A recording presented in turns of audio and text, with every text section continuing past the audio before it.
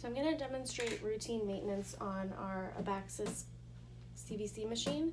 So we're going to start with cleaning the wash head. So we're going to go to cleaning and wash head cleaning.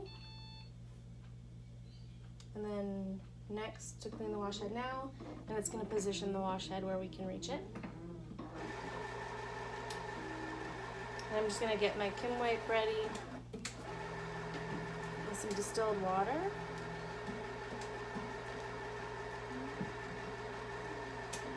Now it's putting the wash head into position.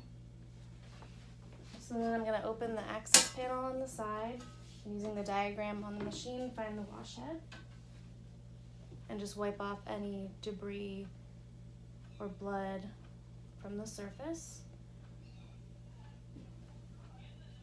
And then done.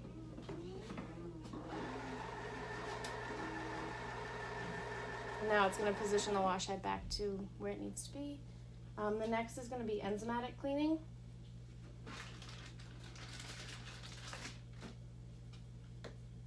So for this, we're going to take a test tube and add 7 drops of our enzymatic cleaner.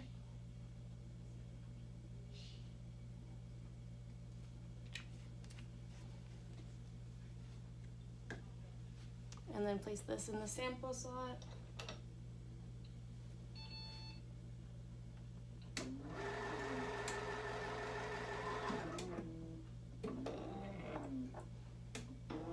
And this takes about 6 minutes.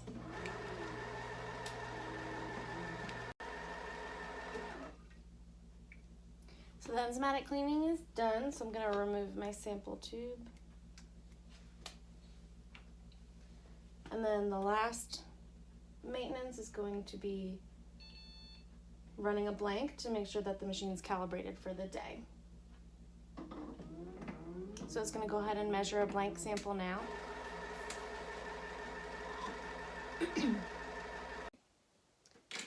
So our blank is finished and everything is within the range that we want it. So we're going to go ahead and accept. And now it's ready for all the tests we need to run today. And the last thing is just to wipe down the screen and all the surfaces to get rid of any dust.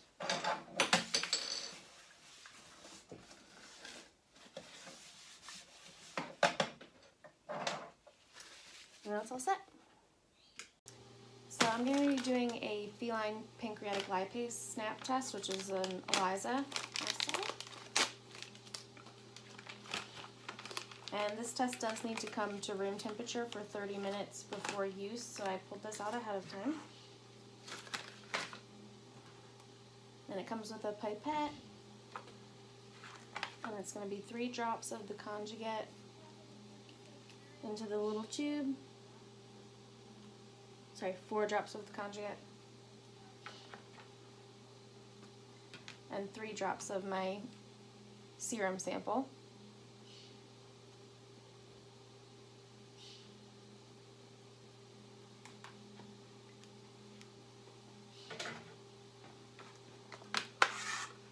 And I'm going to mix this back and forth a few times.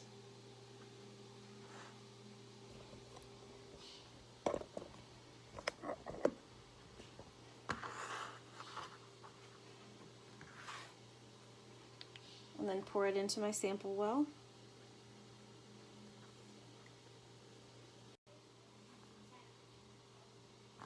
So I'm waiting for the sample to make it all the way across the test screen and get to this indicator dot at the end. And as soon as it's visible in that field, I'm going to snap the test. And you want to keep it flat on the surface and just use your palm to press it down.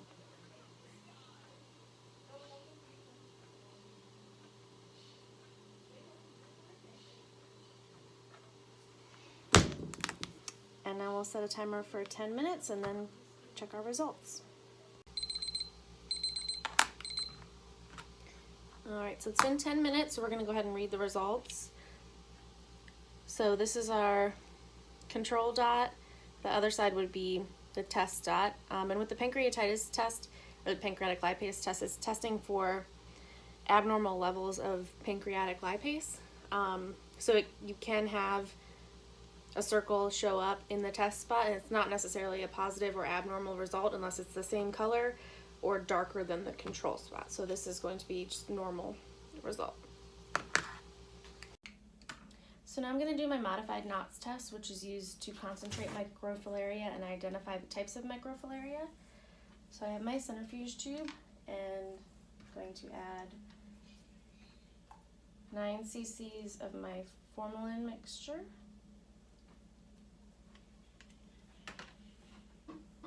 And 1 cc of my sample.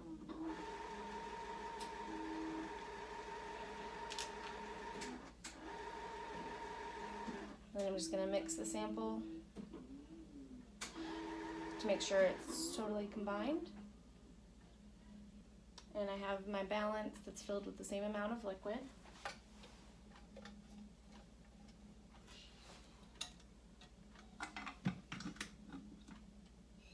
And we're going to spin that at 1500 RPMs for 5 minutes.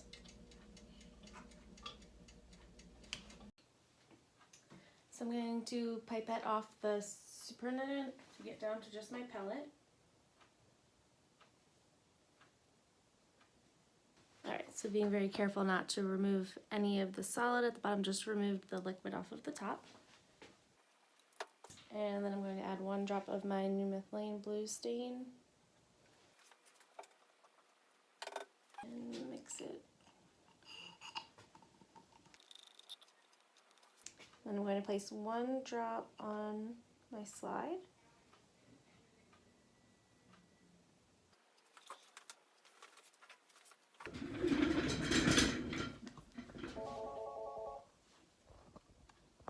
And apply my cover slip.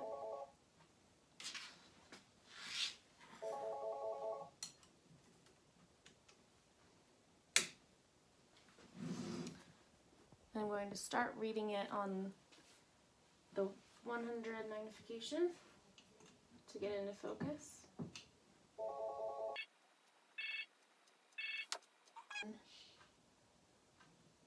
.40, so this is 400 times magnification to read the slide.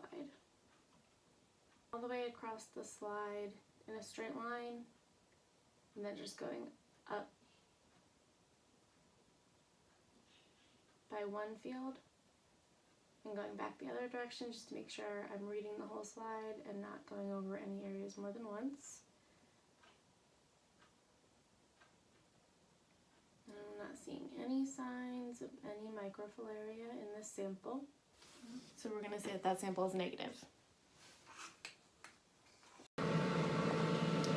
So I'm going to demonstrate a simple fecal flotation. So this is the most common fecal test that we do here. It identifies most of the most common parasites we find in fecal samples.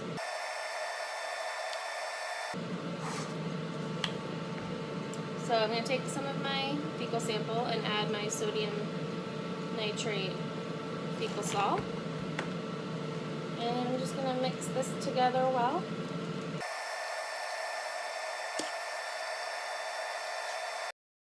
And I have my fecalizer tube, and I'm just going to lay some gauze over the top of it to strain my sample to remove any large pieces of feces or debris.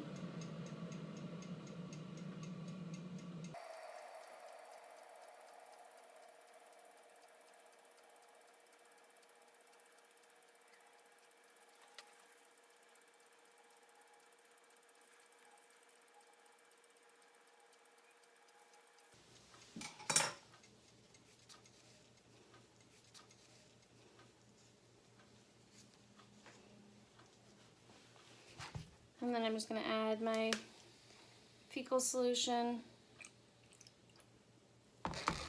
to my strained sample. So it creates a nice meniscus on top for my cover slip.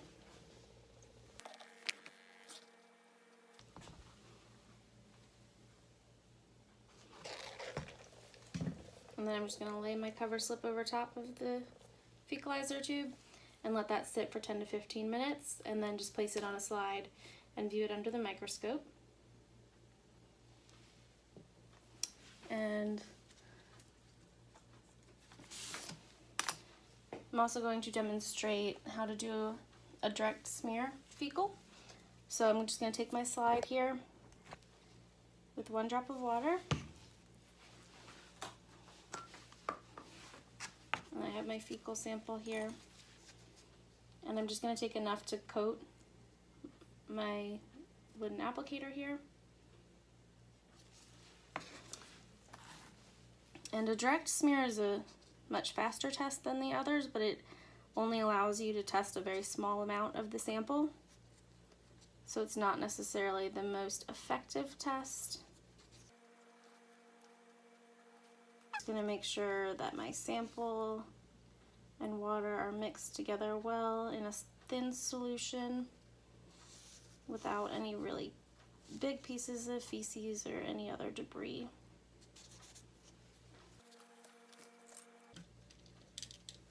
And then I'm just going to apply a cover slip over the center of my sample, and then you can view this under the microscope. So I'm going to read my direct smear. And I'm going to start on 10 times magnification just to get everything in focus. And go up to 40 times objective lens. And I'm just going to pan over the slide, going all the way across each row and then going up just by 1 row at a time to make sure that I read the whole slide. And don't go over any places more than once.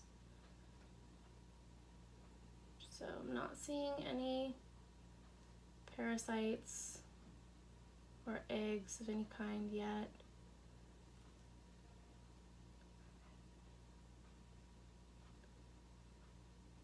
Lots of debris, pollen, but this is looking like it's going to be a negative reading for my direct smear. So next I'm going to demonstrate a centrifugal fecal, which is a little more sensitive than the direct float or the simple flotation, but it's a similar process. So I'm going to take some feces and transfer it into my test tube. And then I'm going to add my sodium nitrate fecal solution.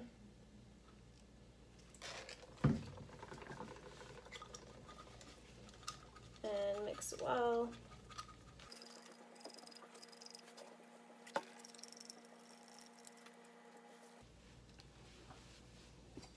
And I'm going to take a clean test tube and cover it with gauze. And I'm going to use this to filter out any debris or large pieces of feces from my sample.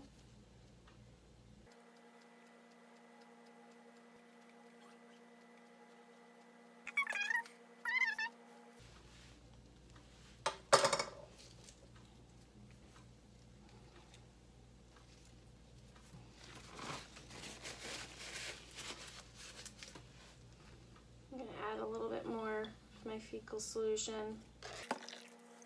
I have another tube filled with water to balance, and I'm going to centrifuge this for 5 minutes.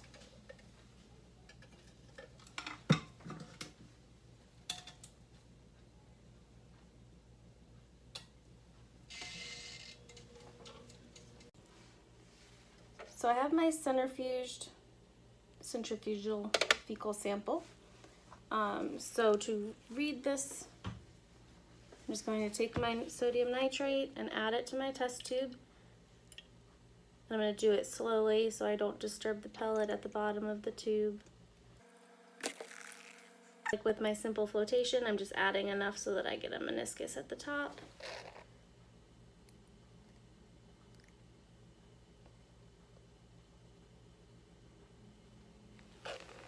And then I can place my cover slip, and then in about 10 minutes I can put that on the slide and read it under the microscope. So So the last type of fecal I'm going to do is a fecal sedimentation.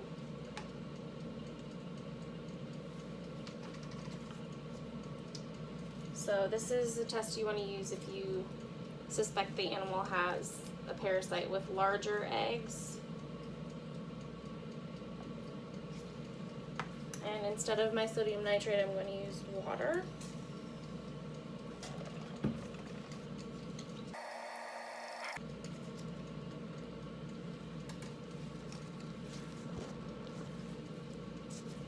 And then just like with the centrifugation, I'm going to use my gauze to strain my sample into a clean test tube.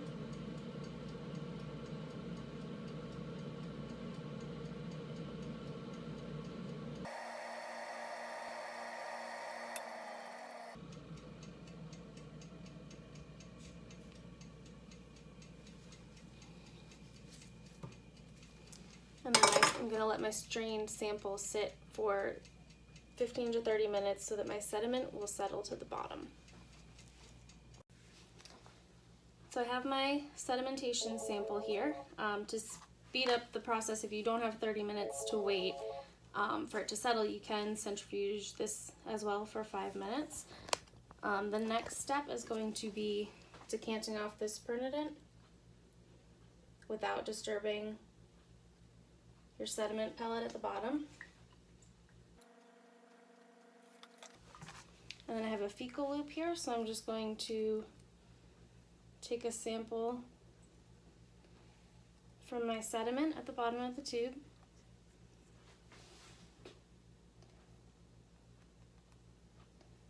And place it on my slide.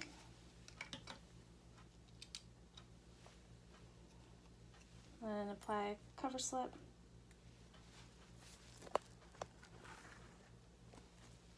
And then you can do this under the microscope, and this will help you identify larger parasites that won't float and can't be found, in any of the other testings. It's also commonly used in large animal fecal samples because their parasites are larger and therefore have larger eggs.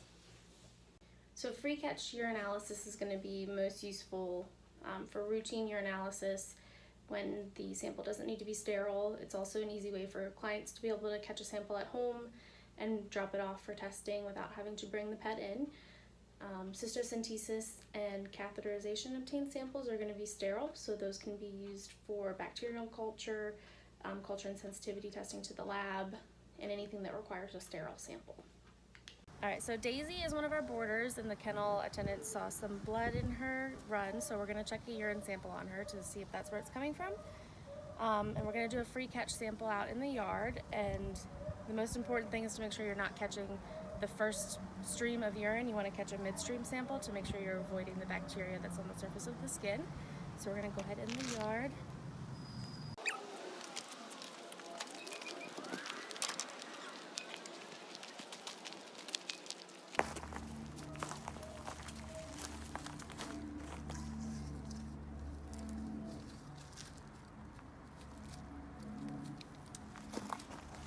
And there's our sample.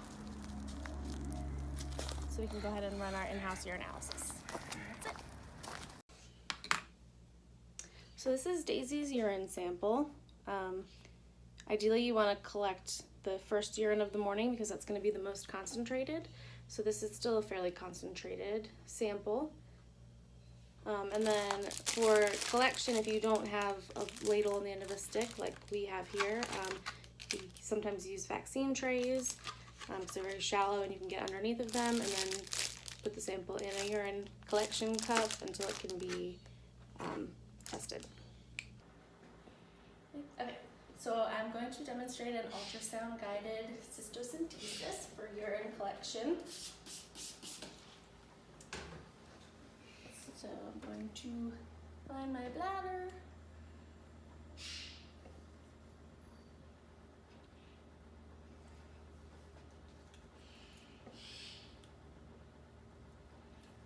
And then direct my needle dorsocaudally.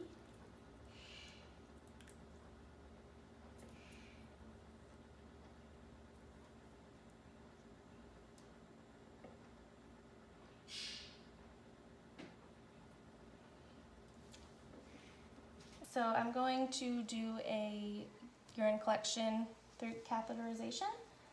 So I'm going to extrude the penis and clean it. And then rinse with some saline.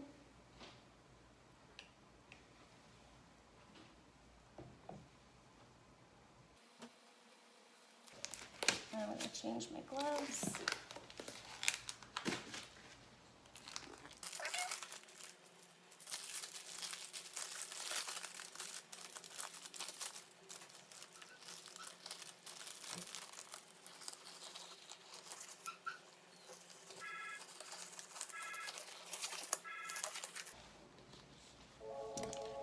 And I have my sterile lube.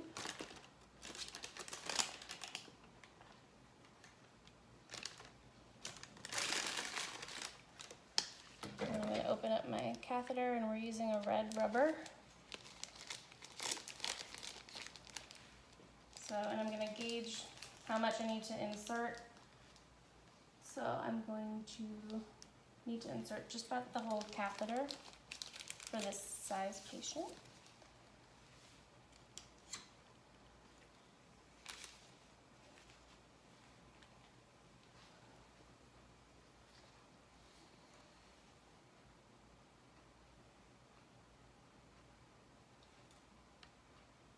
And then I'm just going to gently advance my catheter.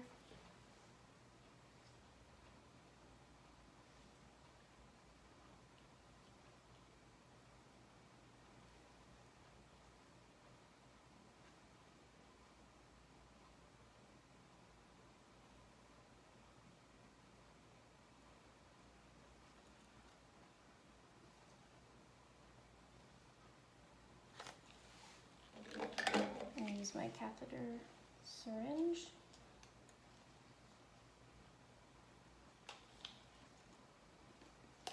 And I'm going to dispose the first couple cc's just in case they're contaminated from the catheterization process, and then draw off a sample.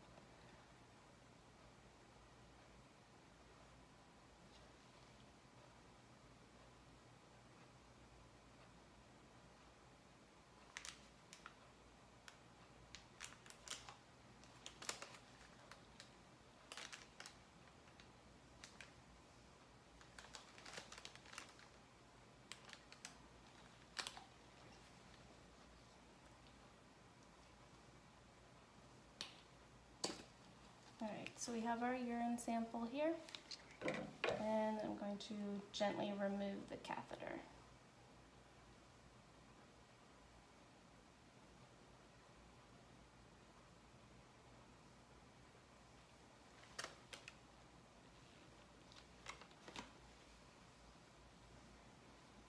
And then retract the penis.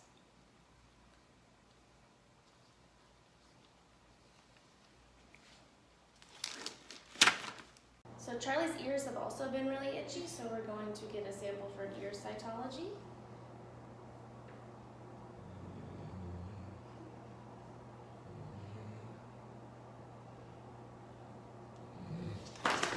And since that was the left ear, we're going to break the cotton tip applicator so we can tell the difference. And I gotta do the other one.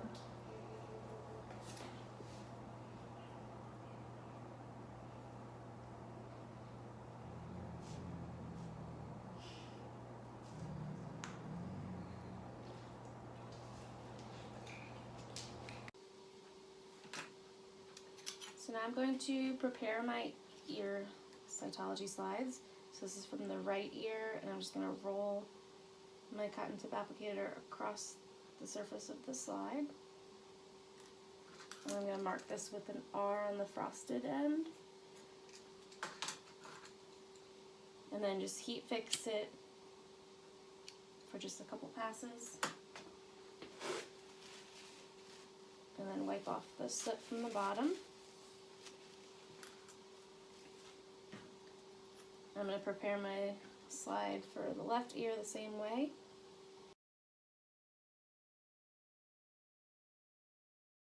And I'm going to go over to my stains. And I'm going to start with 8 dips in the first stain.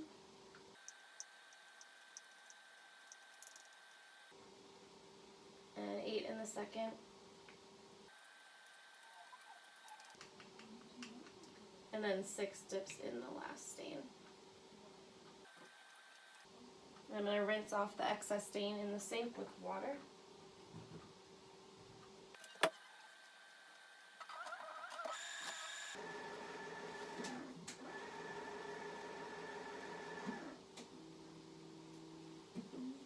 And I'm going to stain my right ear side.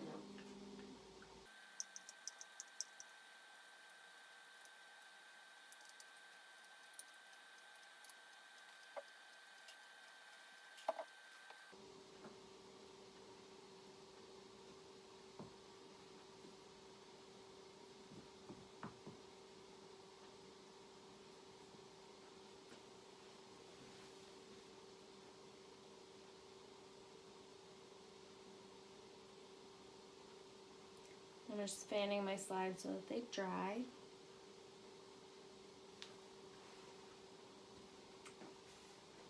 Alright, and then I'm going to start with the right ear slide first.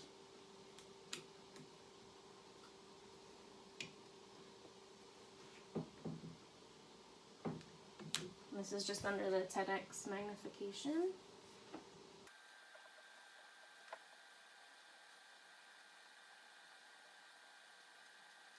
Doing it one row at a time, going back and forth.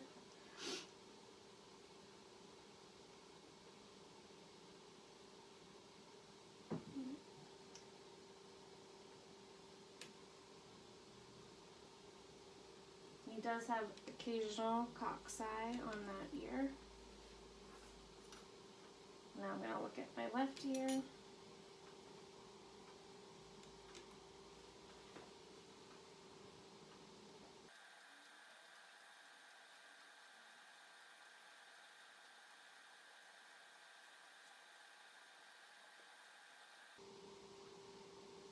I'm finding occasional cockeye on that side as well. So Harper has had some hair loss on the tips of her ears, so we're going to do a fungal culture. And we're just going to use hemostats from our cold sterile pack to pluck some hairs from the area that's affected. Place them on our medium in the jar.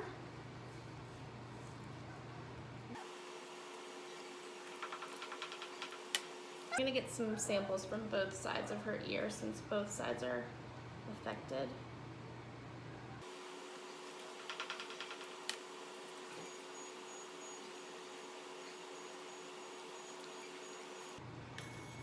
So we have our sample. And we're just going to label it and place the cap on loosely and store this in a dark cabinet for 72 hours, and we'll check it daily for any growth. So it's been 3 days and there was no color change on the test media for my fungal culture, so it's a negative result.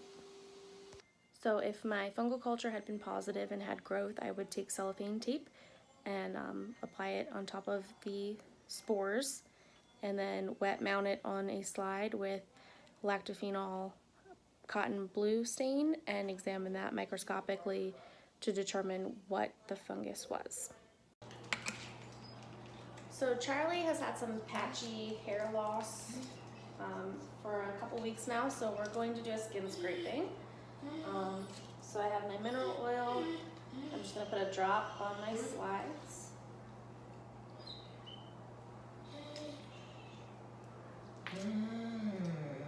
And then take my scalpel blade. And I'm just going to scrape this scaly patch of skin on his back here until I get a little bit of blood.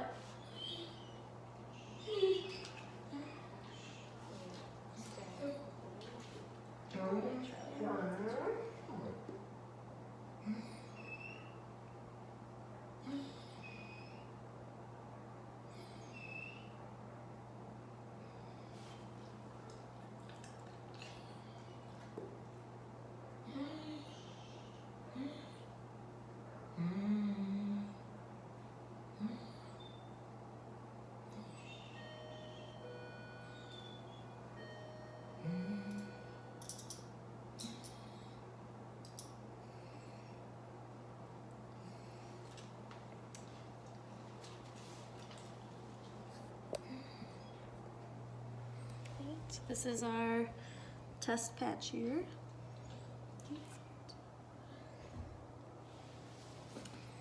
And then I'm going to read my slides under the microscope. So now I'm going to evaluate my skin scrapings. This is just under the 10x magnification.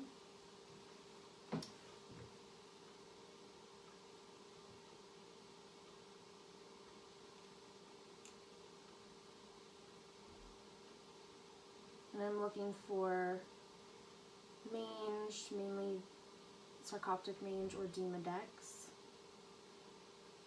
You can also find mites on skin scrapings.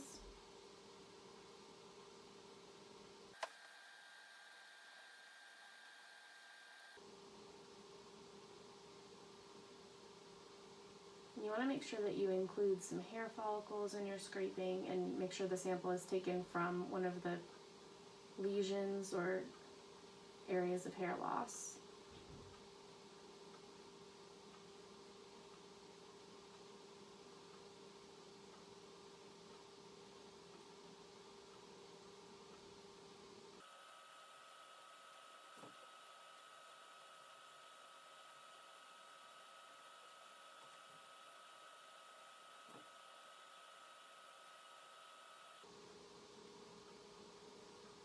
And I'm not seeing anything on Charlie's slide, so we'll call that negative.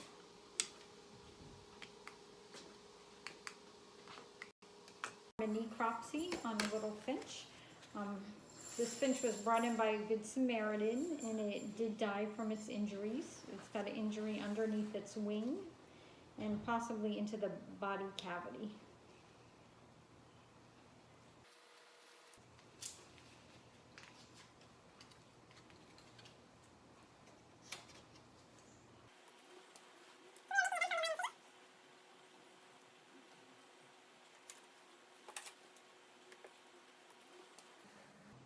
So we are making a ventral midline incision.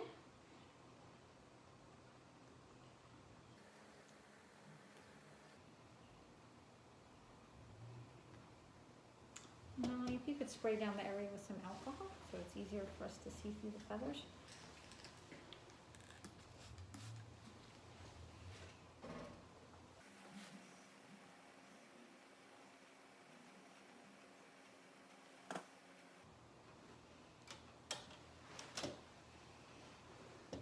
So we have cut through the pectoral muscle, and sitting underneath that is the bone of the sternum.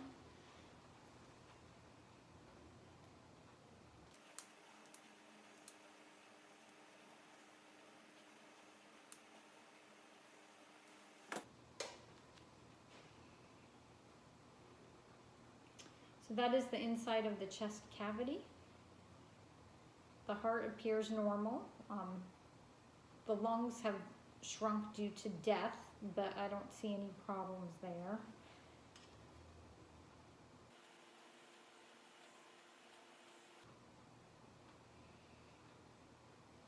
That's his trachea right there.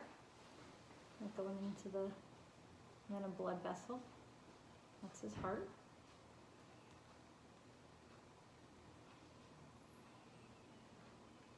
Okay.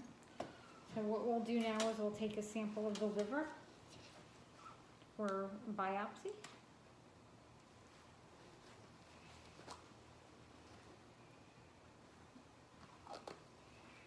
And go ahead and we'll take his heart and put that in for a biopsy as well.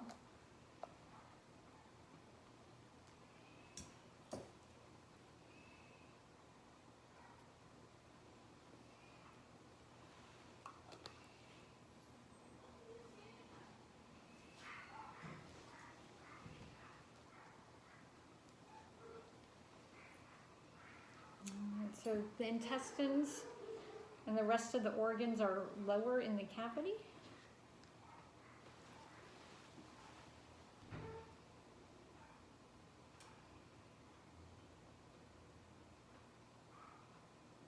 It's very firm right there. I'm not quite sure what that is, but we can biopsy that and see if that's a problem.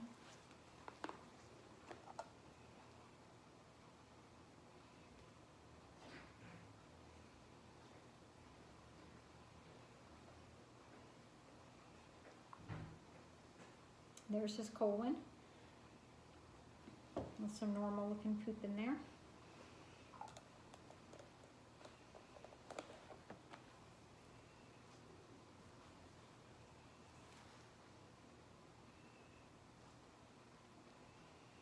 Now, if you want to wet this down with alcohol, we can take a look at his wound over here a little bit more closely.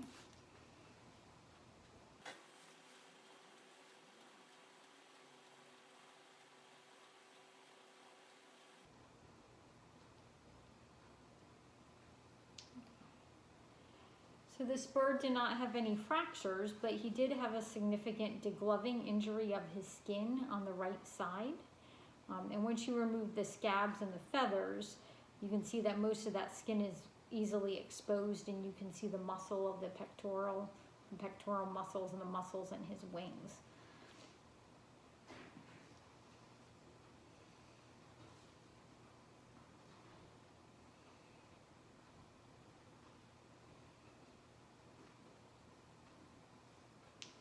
Do not palpate any broken bones, or I don't see anything wrong with his lungs. I think probably the stress of the trauma and the degloving injury is what caused his death in this little bird. Otherwise, internally, he looks healthy.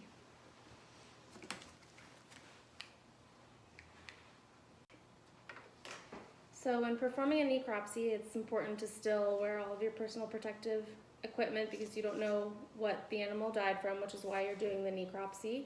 And especially with wild animals, you don't know what they may have been exposed to. Birds especially can carry a lot of different fungal and bacterial infections. So just for your own safety and to make sure you're not exposed to anything, you always want to wear a gown, gloves, and a mask. So to get our biopsies ready to be sent off to the lab, we're going to fill out a biopsy form and note where we took our samples from, what species it is, history of the animal, and everything.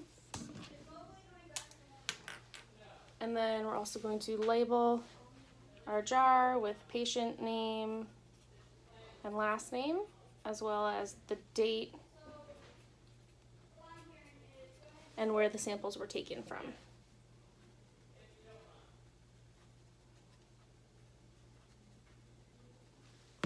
And then we send it off to an independent lab. So if an animal is suspected of being exposed to rabies or having rabies, it should only be handled by people who have had their pre-exposure vaccinations. Even with the vaccination, they should still wear gloves, masks, just keep as much of themselves covered as possible and avoid touching any saliva or any body fluids as much as possible. The brain or the head is what needs to be submitted, so the animal needs to be decapitated in the clinic. The head should be submitted in several layers of leak-proof bags within a cooler with ice packs to keep it cold while it's shipped to wherever it needs to go to be tested. Here in Virginia, goes to the state vet. And the remainder of the body should be cremated, and again should be packed up in everything by somebody who has been vaccinated for pre-exposure to rabies. So I'm going to demonstrate major and minor cross-match. I have all of my donor and recipient tubes labeled, and I have both of their serum tubes already separated. So now I'm going to start my first wash, and I have my EDTA tube spun down. And then I'm going to take 2 drops of my packed red blood cells and add saline.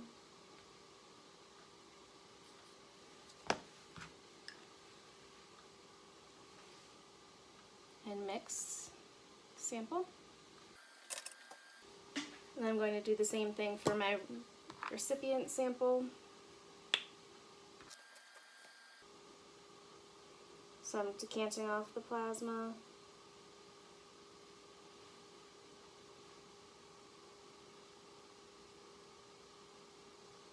And then adding 2 drops of my packed red blood cells.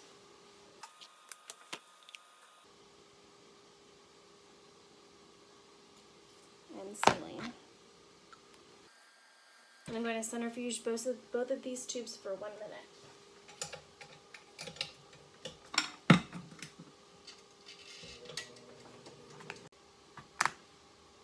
So now I'm going to prepare my second wash. So I'm going to decant off my supernatant.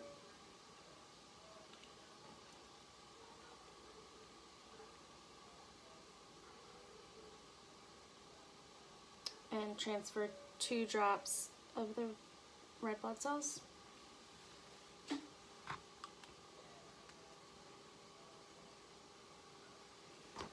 And then add saline again.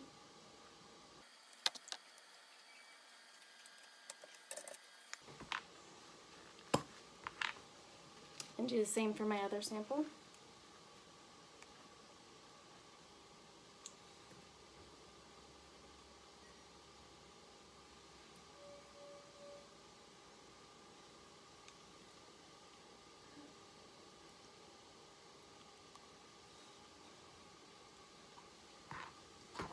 And add saline again.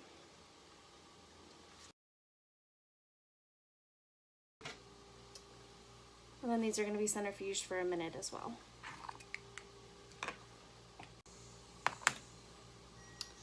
I'm going to repeat the process again for my final wash.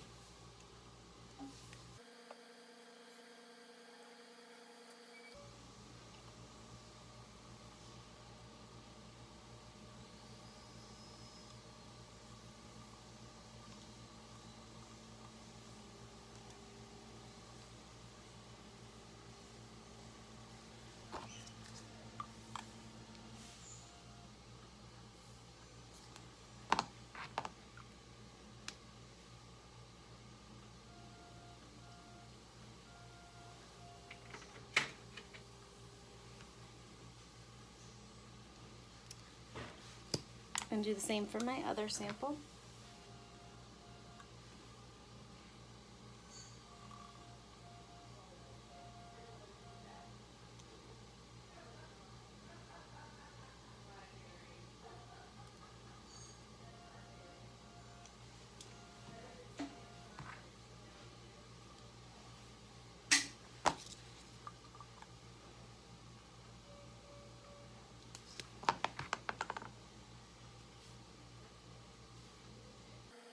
Then centrifuge them for 1 minute.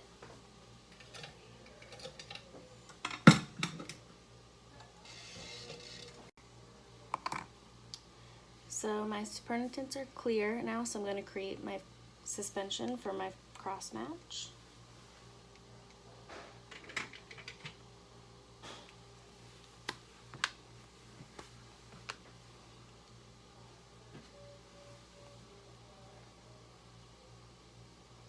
So I'm decanting off the supernatant again.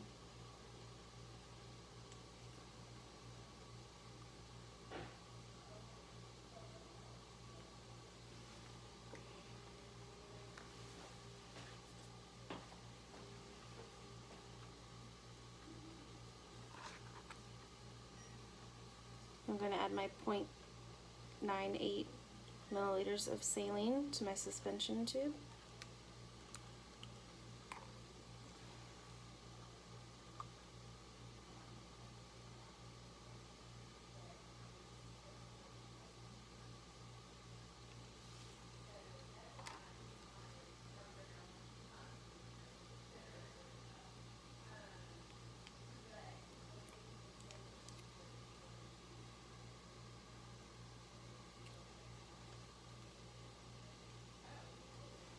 And I'm going to add 0.02 cc's of my packed and washed red blood cells.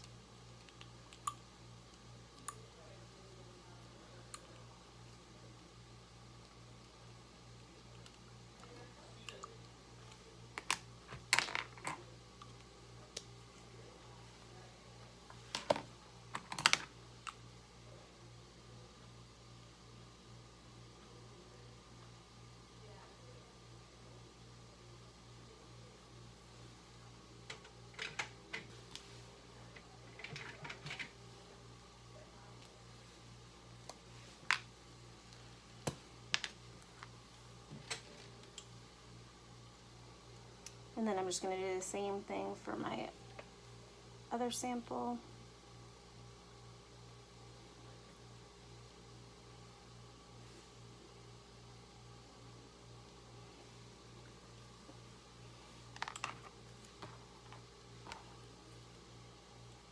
Again with the 0.98 of saline.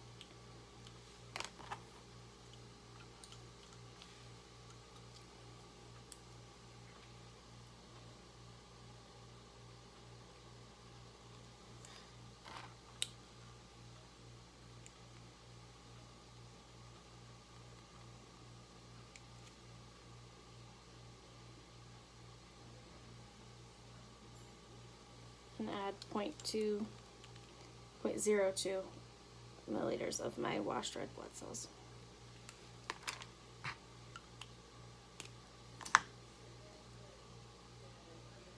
And now I have both my suspensions.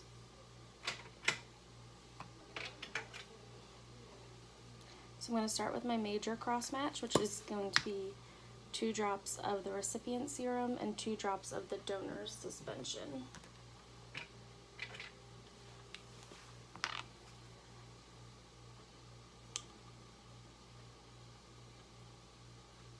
So I have my 2 drops of recipient serum,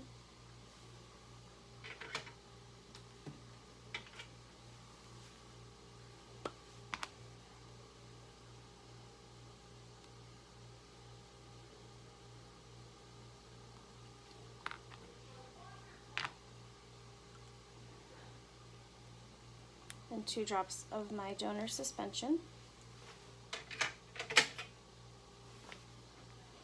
And then my minor cross match is going to be 2 drops of the donor serum and 2 drops of the recipient suspension.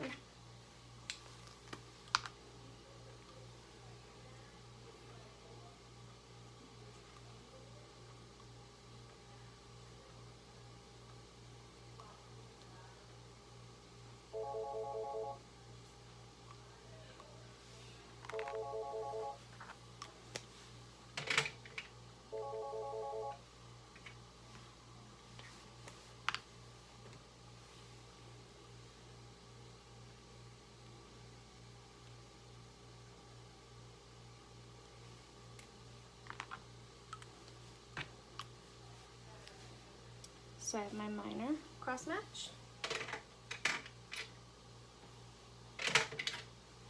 And then for my donor control, I'm going to use 2 drops of my donor cell suspension.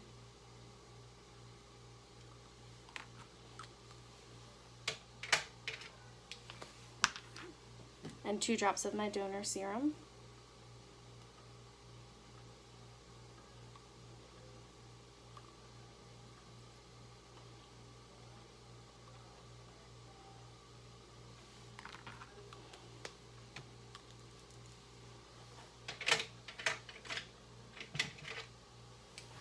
And then same for my recipient control.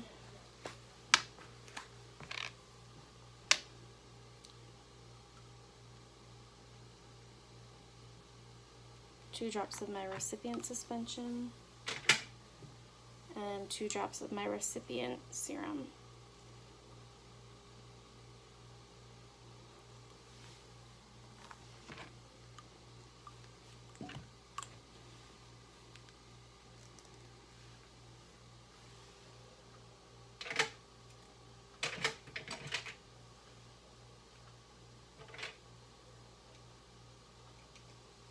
So I have all 4 of my tubes, my 2 controls, and my minor and major cross matches, and I'm going to let these sit at room temperature for 30 minutes. So all of my tubes have rested at room temperature for 30 minutes and then been centrifuged. On gross examination, there's no agglutination in any of the tubes. So I have my major and minor cross matches and then my 2 controls. So just to be sure, I'm going to make a slide of each of my cross match.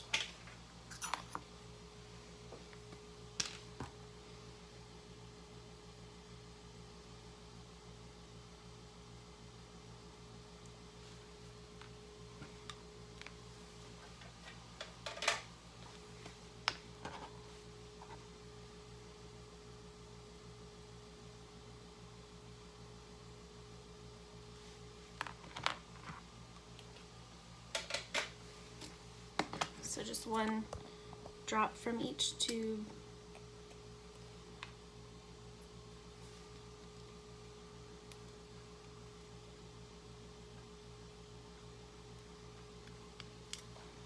And then I'm just going to look at them under low power to see if there's any agglutination on microscopic evaluation.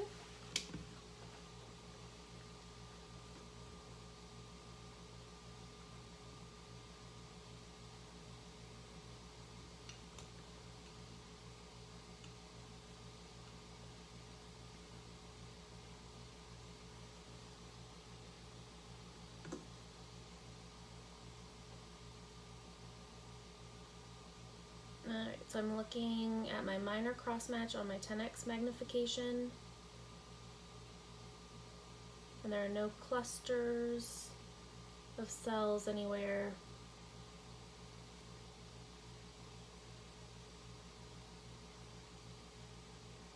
And I'll look at my major crossmatch also.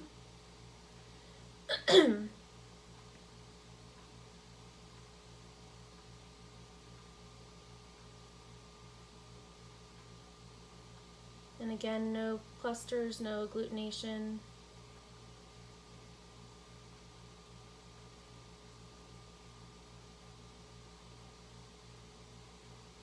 So based on those results, this donor would be appropriate to transfuse into this recipient.